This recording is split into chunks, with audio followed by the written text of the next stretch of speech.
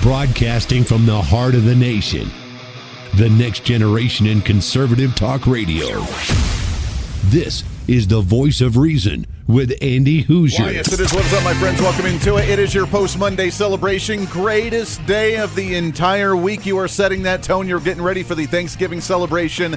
And holy cow, man, it's creeping up faster than I think even you are prepared for. Have you taken the turkey out of the freezer yet? If you have not, well, I don't know. Is it a little late? Nah, you still got time. You can put it in the microwave, let it defrost for a few hours, right? By the way, that is a joke. Do not try that. I'm sure many of you, what, really, Andy, you can do that? No, do not take cooking advice from myself. If you want to, take it from the lovely Mrs. Voice of Reason, and she's the one that's already got the turkey out. She is now prepared and fully has it in and submerged into the sweet red wine, and it's going to be sitting there marinating for the next 2 to 3 days. Loving it, super excited about it. Cannot wait for that turkey to come out on Thanksgiving Day. It's going to be, as they say, muy bueno. That's what I'm talking about. All right.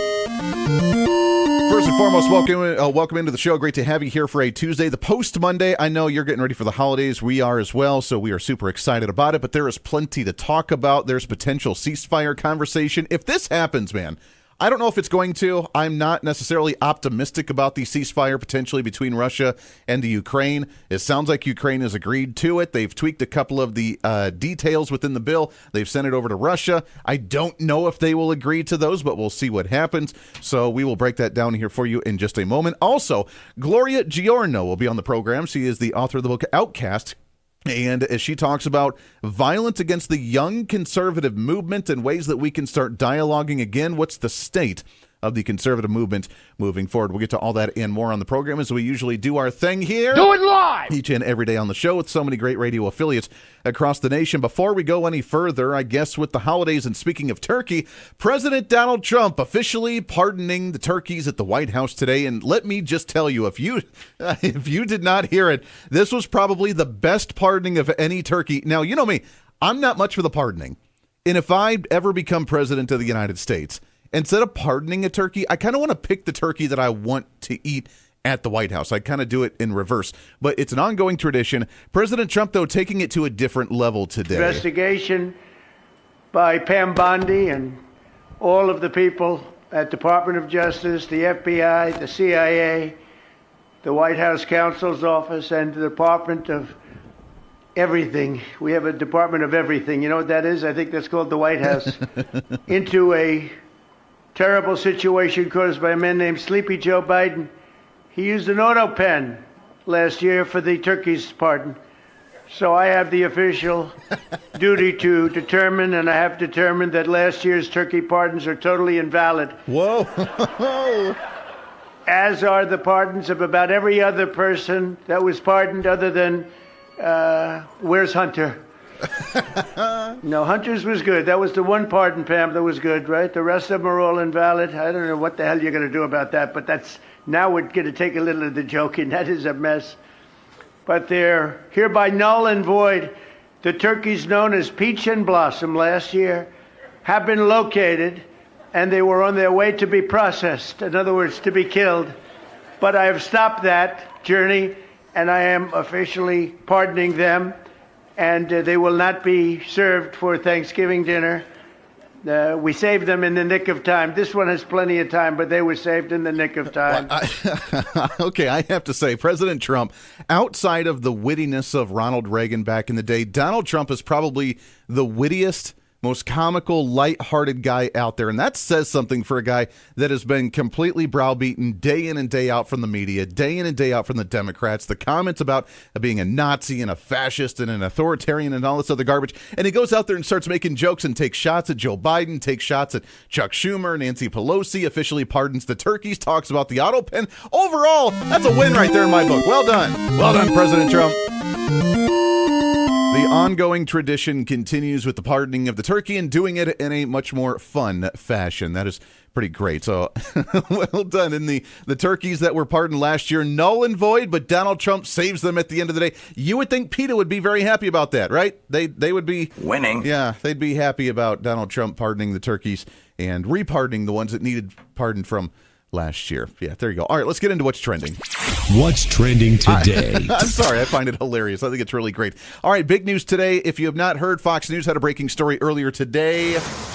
All right, so we are getting an update on the push for peace in Ukraine. A U.S. official is now telling Fox that the Ukrainian side has agreed to a peace deal with some minor details still set to be sorted out. Meanwhile, Army Secretary Dan Driscoll met with Russian officials in Abu Dhabi. Driscoll's office saying, quote, late Monday and throughout Tuesday, Secretary Driscoll and team have been in discussions with the Russian delegation to achieve a lasting peace deal in Ukraine. The talks are going well, and we remain optimistic. All right, so President Trump making a Truth Social post on this earlier today as this gets closer. Could we see? Now, here's the thing. He put a deadline out last week, and people were kind of making fun of and taking shots of the deadline. Whether we actually make the deadline or not is going to be determined. He gave it until Thanksgiving Day, and then he backed off and said, as long as we're making progress by Thanksgiving Day, then we're going to be in good shape. But we need to start seeing progress, and I really enjoy that. That comes from obviously the mindset of a business guy, the mindset of a guy that we're not going to let the politics just play out and what turned into how many years of a conflict now under the Joe Biden administration that never should have happened in the first place. And we just willy-nilly go along with it. Ukraine wants to meet, and then we meet with Vladimir Putin, and then Zelensky flies right on over in his military garb and says, how much more money can I get? And can we keep this going? I'm fighting for my people. And he just, continues to grovel for whatever else that we continue to give him. And it's been an ongoing cycle for a long time. And enough's enough. At some point, we just have to say, we're not dealing with this crap any longer. We're not playing politics here. It's not going to be a game any longer. People's lives are literally at stake. And Donald Trump, as he said multiple times, he's not on one side or the other. He wants to stop the killing from happening. He wants to stop watching people die, which is a great position to be taking, especially for someone who is dismantling the military-industrial complex and someone who does not want to see ongoing wars. That's a reasonable response. I'm not on either side. I'm impartial. I don't care. I'd like to see the nations as they are. I just want to stop watching people die. And because of that statement, the media and people honestly on both sides of the aisle have been very upset with President Donald Trump with the fact that he has not taken a side one way or the other and say, we're going to get you, Russia, or we're going to stomp you out, Ukraine. He hasn't done that. And I think rightfully so. We shouldn't be involved in the first place. We never really should have been involved, at least as much as what we have been, to allow this to drag on as much as possible. I get that Ukraine's an ally. I get that we are the ones back in the day that told Ukraine they had to be removed of their nuclear weapons and made them somewhat vulnerable. So we are responsible a little. But at what line do we draw to where we finally say, we can't keep doing this, bro? And right now, we're the ones holding up your economy, and you're not doing anything to really take advantage of the situation, to really do the initiative to do things yourself. And I get it, they're on the front lines, but still, they're using nothing more than just funneling our money into their economy in order to keep it hyped up, while many of their leaders in the government continue to get richer and richer. And that's not the way that we're going to play this game. Donald Trump doesn't want that game to be played that way as well, which is why he wrote on his Truth Social, quote, over the past week, my team has made tremendous progress with respect to ending the war between Russia and Ukraine. In parentheses, a war that would have never started if I were president. Last month, 25,000 soldiers died. The original 28-point peace plan, which was drafted by the U.S., has been fine-tuned with additional input from both sides, and there are only a few remaining points of disagreement. He went on to say that finalizing the peace plan, he's directed the special envoy Steve Witkoff to meet with President Putin in Moscow, while at the same time, Secretary of Army Dan Driscoll to meet with the Ukrainians. I will be briefed on all progress made along with Vice President J.D. Vance, Secretary of State Marco Rubio, Secretary of War Pete Hegseth, and White House Chief of Staff Susie Wiles. So, that being said, it sounds like conversations happening on both ends. Somebody over there, somebody over there. You talk your points in real time. You come up with the peace plan, the 28-point peace deal, and then we come to an agreement. There was criticism of the Trump administration that he was kind of bullying the Ukrainians into making this deal by putting that deadline on of Thanksgiving, which at some point, you got to start cutting off the feed. I mean, if you have the 20-year-old that's in your basement, 25-year-old that's in your basement that's not getting out, and they're just mooching off you the entire time, saying that they need you and they can't survive without you, eventually you got to let them fly, right? Set them free into the world and let them figure it out on their own.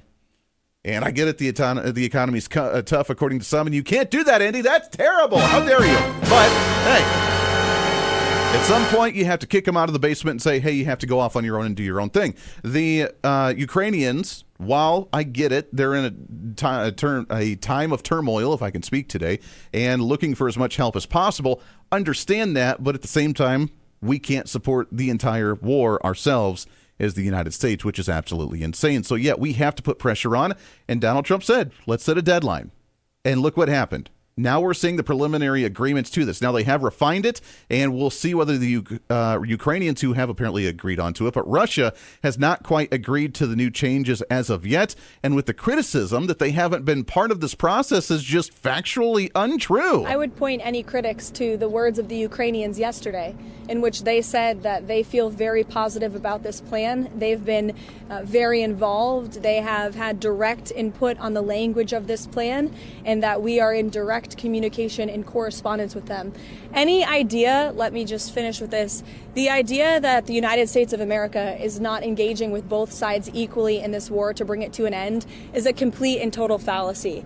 And I saw a lot of misinformation and rumors and allegations against people in this building, such as Secretary Rubio and Special Envoy Wynkoff and the President himself, that they are favoring one side over the other. That could not be further from the truth. I would point any... Yeah, okay. So Caroline Leavitt speaking at the White House earlier today, not in the press briefing, by the way, but just outside of the White House. Here's the way we need to take this, because obviously Vladimir Putin and Russia cannot be trusted. We know this. We've seen that many times before. They agree, shake hands, they nod their head and say, yeah, we want peace. We want peace. We're going to start backing off a little bit. And then within an hour, they're out there bombing apartment complexes again, because that's what communist dictators do. And Vladimir Putin is mentally unstable, and he's a guy that's going to continue on this war and conflict for as long as he sees fit until they get their agenda. And he's positioned himself perfectly to be prepared to continue to do that no matter how many sanctions we put on. Sanctions do not work.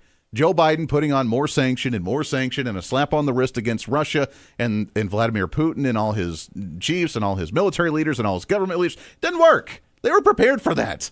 Donald Trump's taken it another step and has now essentially been able to wean the OPEC and the European nations off of Russian oil, which has really hurt their economy, to a point now I think they're starting to at least want to come to the table and have a conversation, knowing that they're losing a lot of their revenue. So Donald Trump taking things to another level on top of other sanctions as well. But again, not going to really work. The way the Trump administration needs to handle this, which I think they're very well aware of, because Donald Trump is way smarter than myself, Marco Rubio way smarter than myself, is that they're going to go into this trusting no one and being able to know exactly where to put pressure on everyone. Ukraine, if you want more of our help, we're getting a lot of your raw materials and natural resources. They agreed to that. We're starting to get a benefit from there. Okay, now it's worth to continue to support Ukraine in the ways that we have been to some degree. Russia, if you want to come to a ceasefire, you have to stop killing people. You cannot kill civilians. You cannot continue to pursue and march your soldiers further into the nation of Ukraine. You have to stop. And if you don't, then we're cutting off your oil supply completely. And you're going to have a whole bunch of oil that no one's going to be buying. And it's going to crash your economy. And we know how to do that. So trust no one. Know that Vladimir Putin is probably not going to be the one right out of the gate that's going to abide by the ongoing ceasefire. But if this does happen, if it does work, can you imagine after the, 6 or 7 or 8 different peace agreements that the Trump administration has created worldwide in the past 10 months, the biggest one, Donald Trump, even Democrats can't ignore the fact that Donald Trump would be able to stop the killing of innocent people around the world. This is the Voice of Reason with Andy Hoosier.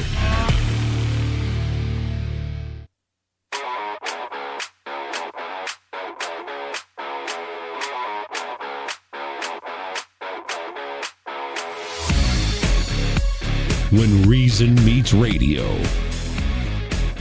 This is the Voice of Reason with Andy Hoosier. The turkeys being pardoned today go by the names of Gobble and Waddle. When I first saw their pictures, I thought we should send them, I shouldn't say this. I was going to call them Chuck and Nancy. But then I realized I wouldn't be pardoning them. I would never pardon those two people. Well, I tell you, I told you, Donald Trump, again, one of the most witty presidents we've had in a very long time. Everybody else gets a little ha-ha, joke, but Joe Biden, it had to be written in magic marker for him on his forearm in order to read it, and Barack Obama had to have the teleprompter in front of him. This guy goes off the cuff and just says the most ridiculous stuff. I've heard him equated to a stand-up comedian before, which I think is why he did so well as a business owner, as a PR guy. Well done. Gobble and Wobble is the name. I don't know where people come up with these turkey names, but come on, man. We can do better. I like the idea of comparing that to Nancy and Chuck. Well done. Want to tell about my friends over at J&S Smoked Snacks. We're going into the holiday season, and as we start our holidays, we're going to want snacks on top of the turkey and all the great festive foods that we're about to indulge in over the next few days that we're very grateful for. But whatever you like with your snacks, make sure they're healthy snacks. We want to kick off not just your New Year's resolution early, but we want to keep up with the healthy lifestyle, the MAGA movement that we're seeing nationwide right now, and you can do that with J&S Smoked Snacks. They have beef jerky that is unbelievable. It is not your normal gas station jerky. It is made with real meat, real seasonings, and it's made in small batches just for you, and it's really, really good. They have so many different flavors. It's unbelievable. More coming out already. There's one I have not even tried yet. Their brand new honey bourbon flavor, and here's how you can try it. Go to jssmokedsnacks.com, jssmokesnacks.com. Use the promo code REASON, REASON.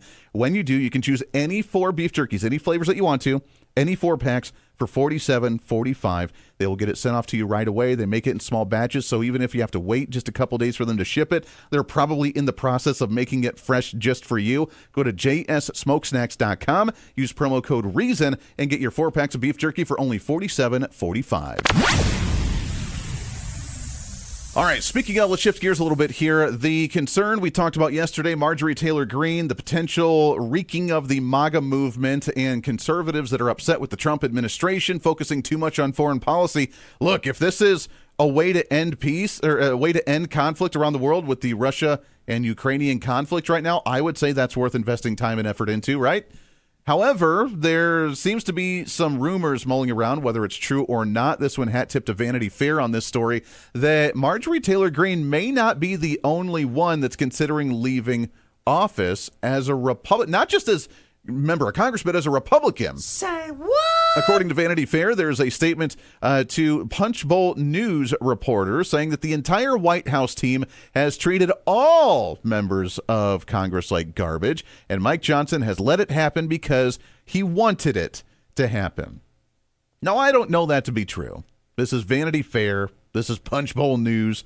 You can take that as you will, but this is how drama gets started. This is how gossip gets started. This is how misinformation gets started, and we have to kind of stomp that out right now. Could there be a rift within the Republicans in Congress? Potentially. Marjorie Taylor Greene obviously not very happy. She's not quite figuring out the way that Congress works, whether it's good or bad. That's not for us to say. Obviously, Congress is broken. The way the government works is broken. We need a major reset in the entire system. Is that happening? We're trying.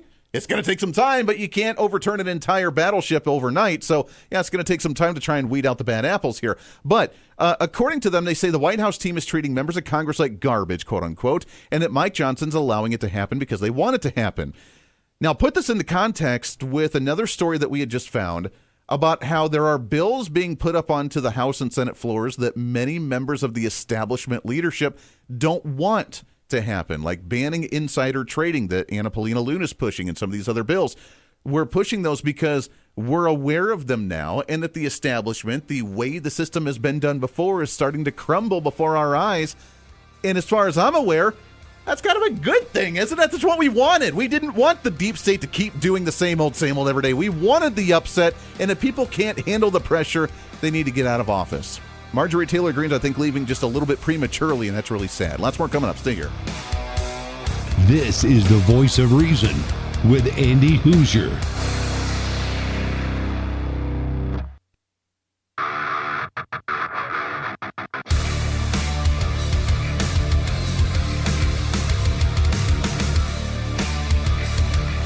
Truth, reason, and common sense.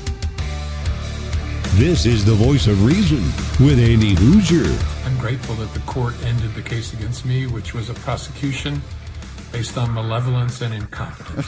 What? and a reflection of what the Department of Justice has become under Donald Trump, which is heartbreaking. But I was also inspired by the example of the career people who refuse to be part of this travesty. The career It people. cost some of them their jobs, which is painful, but it preserved their integrity, which is beyond price. And I know they will serve again. All right, so, even in the words, by the way, that's former FBI Director James Comey, where if you've not heard the news, that he has, the courts have dismissed his case against him, not because of the crimes that he may or may not have done, but because it was apparently an unqualified U.S. attorney that was able to actually present the case to the federal court. So kind of a mishap on how that was done, kind of a hit for Pam Bondi for whoever she assigned that to make this happen. It will be challenged, or someone else can represent the case in a different manner who's a little bit more qualified. So it's not over for him, but it was kind of a technicality on how he was able to get off. But it's at some point, all you got to do is listen to their own words, and they openly say what's going on. He talks about career people, the deep staters within these agencies, the FBI, the CIA, the members of, not members of Congress, but maybe the administrative state behind that, the fourth branch, the bureaucratic agencies, where they're not serving the will and the role of the current administration, the direction of the political winds that are going today. They're there for their own personal agenda. They're going to fight the administration tooth and nail. And he just openly says that because they're not going along with the Trump administration, which is, by the way, their boss under the executive branch of the government, that they're just going to willy-nilly do whatever they want to. And he's praising them for that, which is really kind of crazy. So the legal battles continue, and the corruption within the federal judicial system continues on as well. All right, I want to shift gears a little bit here. What's trending today? And as we talk about the state of politics today, not only the state of politics, but the state of the conservative movement. We heard the news, obviously, of Marjorie Taylor Greene walking away from her congressional seat as of January 5th, so she won't be there for too long after the holidays. We have apparently, according to, and again, this is hearsay, but the drama that continues on from, what was that site? Vanity Fair and the Punch Bowl News, that says that more Republicans are potentially wanting to leave office because of how terrible the White House team is treating members of Congress and treating them like garbage. The division among the party, the unity of the party going into the election season, and then what's that doing for the other side of the aisle? The violent, hateful rhetoric coming from the Democrats to Republicans, and especially the conservatives and young conservatives. A lot to cover across all that. Really happy to have on the program. She is the founder of the Reagan Society and author of Outcast, How the Radical Left Tried to Destroy a Young Conservative. Really happy to have on here Gloria Giorno. Gloria, how are you, my friend? I'm well, thank you. How are you, Andy? Doing great. Thank you so much for coming on the program. There's obviously a lot to cover and touch on here. Before we talk about the younger generation, the state of the conservative movement right now, are we seeing a real tear within the MAGA movement, the walking away of Marjorie Taylor Greene, a divide among the Thomas Massie, Rand Paul, MTG against Donald Trump right now, or is it more just fueled by the drama that media likes to throw on the fire? I think it's more mainstream media. I mean, if they say it enough times, Americans will start to believe it. Yeah. So I think it's kind of like a rinse and repeat type thing. No, I mean, the young people I know, the conservatives I know, they're still with Trump. We're all MAGA, and we're not going to change that. But I do think that the other side loves to throw us into any kind of disarray. And right now that's what they're doing, just to confuse our young people who are in school, who are in college, and who are getting indoctrinated. And this just, will give them more on TikTok and social media to be spinning in their little heads. Yeah, that's very true. Charlie Kirk, the late Charlie Kirk, was such a great, profound movement uniting the young generation, bringing the young generation predominantly to the Republican side, voting for President Trump in the past election. Is that momentum still there even after his assassination? Charlie actually lived 25 minutes from where I did. And so I knew him when he was growing up. So, yes, it's a horrible loss. Absolutely horrible loss, but I do not feel that we're going to lose momentum. I feel that Turning Point will continue, as well as other organizations.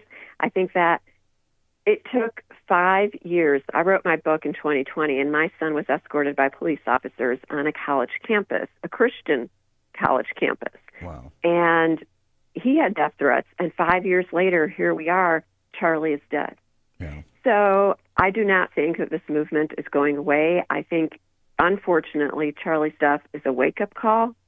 And I do see more young people joining Turning Point chapters, starting Turning Point chapters in places like Chicago, where I never thought they would have them, even though Charlie, was from a suburb out there.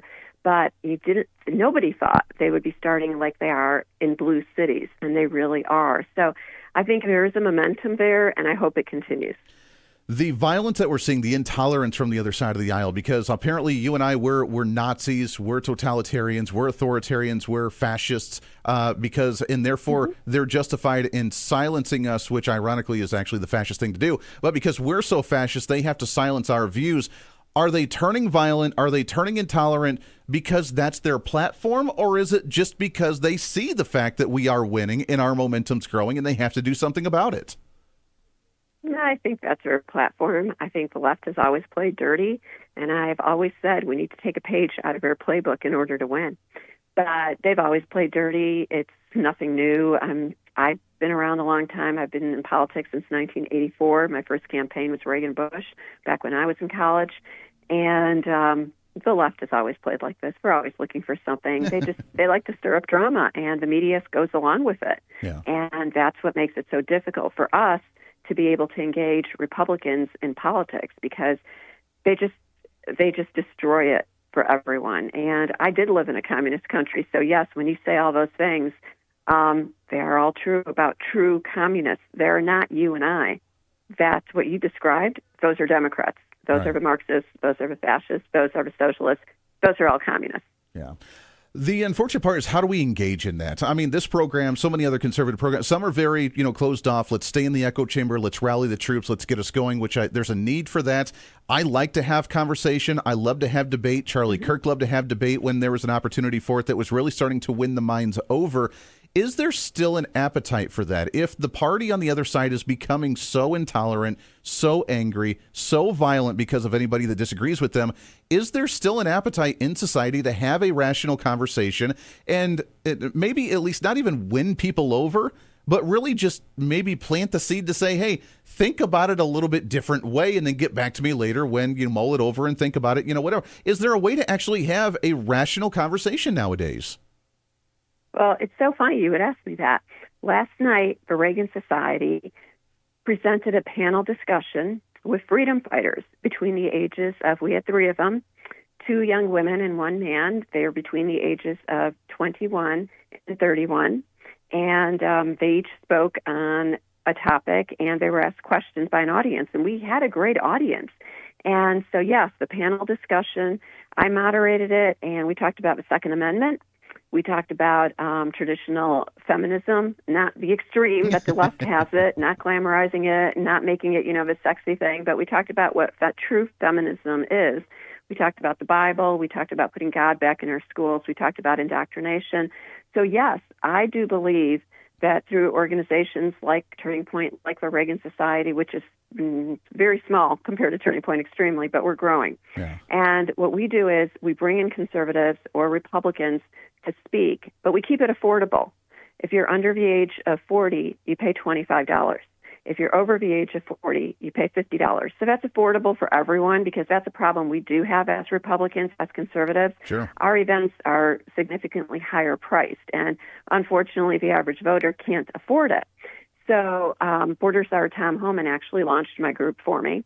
And so imagine young people being able to hear Tom speak, 350 of them for $25 a piece. It's incredible. Yeah. So that's what I do, and I do believe that other organizations can be doing something similar and bringing everyone to the table and hosting these panel discussions so that people my age can actually hear what this current generation is struggling with. And the biggest takeaway from last night was that young people would really like to get married, buy homes, and have children. But unfortunately, still with the economy, it's a little difficult for them to buy a home. Sure. So that was the biggest takeaway. But we did listen to them. We gave them suggestions. I mean, my dad came here in 1956 with $10 in his pocket from communist Yugoslavia. He waited 2 years to be able to come to this great country. He lived here for 57 years. He was a proud American to the day he died. So it was never easy, but we do feel the general consensus last night was that the generation right now, Gen Z, is going to have a difficult time. I mean, it's cyclical, so it's their turn now. They are going to have a more difficult time than perhaps some of us earlier did. Yeah. Well, the cycle continues on with, we've heard it all the time, that the good times create weak people and the weak people create hard times and the hard times create hard people. So we're living in that good time right now. It's starting to crumble and the next generation is going to have to go through a tough time. But I think, at least, I mean, my daughter's 11. She's part of that alpha generation. That generation is going to be the tough one, ready to rebuild and build things back up, which is really exciting. Gloria, hang on the line. We got to take a hard break here. When we come back, I want to talk about the platform of the young conservatives, the young Republicans, and what their priorities are. We've heard studies that apparently they're not as focused on economic issues as they are wanting to address maybe social issues in society or deal with maybe things that the quote-unquote establishment or the old Republican Guard hasn't really wanted to talk about. Is that true? What's the evolution of the conservative movement look like moving forward? And what could we do to see this young generation really rise and take the challenges of the day? We'll do that when we come back. Again, go check it out. Outcast, How the Radical Left Tried to Destroy a Young Conservative. You can find it on Amazon, other places as well. We will do that with Gloria right around the corner here for a Tuesday on The Voice of Reason. Stay here.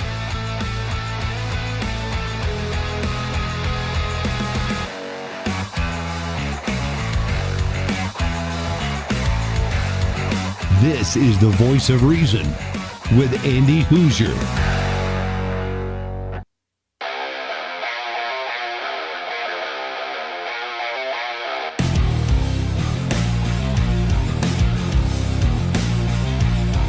America's safe space for common sense. This is the Voice of Reason with Andy Hoosier. Yeah, reason, common sense, rationale. It's what we do on this program. Great to have you here for a post-Monday celebration, counting down the days until Turkey Day, which is just a few days away. Mrs. Voice of Reason putting the turkey into that sweet red wine, letting it marinate for the next few days. Yeah, who's excited about that? This guy. We'll talk more about that as we get closer for the next few days. I want to tell you about my friends over at Americans for Prosperity. As you know, 250 birthdays of America coming up starting on January 1. We're going to have a year celebration. Donald Trump's excited about it, and so is our friends at Americans for Prosperity. You can check out their website at takeonesmallstep.com, and you can find the educational tools for you, your friends, your family, your neighbors, your children, your grandchildren, and you can learn about the greatness of this country and the greatness of the average American rising up to the challenge of their time and making America great each and every day at takeonesmallstep.com. Takeonesmallstep.com with our friends over at Americans for Prosperity. All right, we are having a conversation about the next generation, the youth of America, and the young conservatives rising up to continue on with the mantle, the Make America Great Again movement, the America First Again movement, and basic conservative principles, which is really exciting as we're chatting with Gloria Giorno. She's the founder of the Reagan Society and author of Outcast, How the Radical Left Tried to Destroy a Young Conservative. Gloria, as I teased going into the break, what is the platform right now for young conservatives? I know, obviously, different challenges of different ages and different generations have different focuses. And right now, like you said, I mean, economic issues are big. The wanting to start a family, wanting to buy a home, wanting to go off on your own, that's a huge issue. I've also heard, though, that the young generation is less concerned about talking economic policy and more focused on the social issues, wanting to bring religious or philosophical conversation back in morals and values, wanting to address issues like the gay marriage or abortion issues or whatever it may be on the social front. Is that a priority and a focal point, do you think, for the next generation? A priority that I have heard over and over again is to get America out of foreign countries and out of foreign wars. That is something that they discuss constantly, and they want us to put that money into helping our own people in our own country. They also want us to keep deporting. They do not want illegal immigrants here. They want a fair opportunity to be able to work, make money, and make a living instead of allowing illegals to. Sure. But the war situation, yes, the various wars going on, that is one of their greatest things because, yes, they're a kinder, softer, gentler people than, I mean, I'm a Gen Xer, so they're a little different. And they are bringing God back to their lives. They are attending church more than any other group, it appears, age group. So, yes, they want more to be spent on Americans, American people, and they do want, they want to end homelessness, which you and I both know is an impossibility. But, it's a nice dream, but it's an impossibility. A lot of people who are homeless want to be homeless. It's their choice. They don't want to live somewhere. They want to be out on the street. Yeah. Well, in the ways to try and solve it is not going to be through government programs. And I think many conservatives in the young generation realize, hey, what we're seeing right now is the social experiment of the way the structure has been built with, there's a homeless population or a drug population. Let's create a government program to try to address it. When there's a problem with the economy, we find a task force to research it. And this is the way the system's been set up for a long time. We've come to just be accustomed to accept it that way, and nothing ever gets changed. We're seeing right now with the Trump administration a complete decimation of that entire mindset, and that social experiment, the way the quote-unquote system has been set up, is failing. And I think that young generation witnesses that and realizes there are other ways to address these problems. That's exactly true. And I think that's why we're turning to other organizations. And I do think that that's why so many of them are working in D.C. now for President Trump's people, because I think they feel that they can actually make a difference and they do have a voice since President Trump has been in office, whereas they had no voice before, absolutely none. And now they do. And a lot of young people are interning. A lot of young people are, appointees. A lot of young people are helping out. I have a lot of friends, young people, who are working with Kristi Noem. Sure. So it's very important, yes, that we get our young people actually in D.C., and hopefully that will inspire them to clean up the swamp. I really hope so. It is fun to watch the generational differences for sure. You being a Gen Xer, I know your generation laughs at my generation as a millennial, and we're the ones that started the trend of very strangeness for the Gen Zers and the Alphas to look at us and be like, you guys are whacked and we're doing something completely different. So it's been fun to watch that transgression. Gloria, we appreciate the time very much, my friend. It is author of Outcast, How the Radical Left Tried to Destroy a Young Conservative. Gloria, got to get you back on the show and do it again real soon, my friend. Thank you so much. Happy Thanksgiving to you. Happy Thanksgiving to you and the family. We appreciate you. We'll do that again soon. Back at it again tomorrow for a Wednesday. Until then, be your own voice of reason. Be that catalyst for change. We'll see you back on the radio tomorrow. Bye.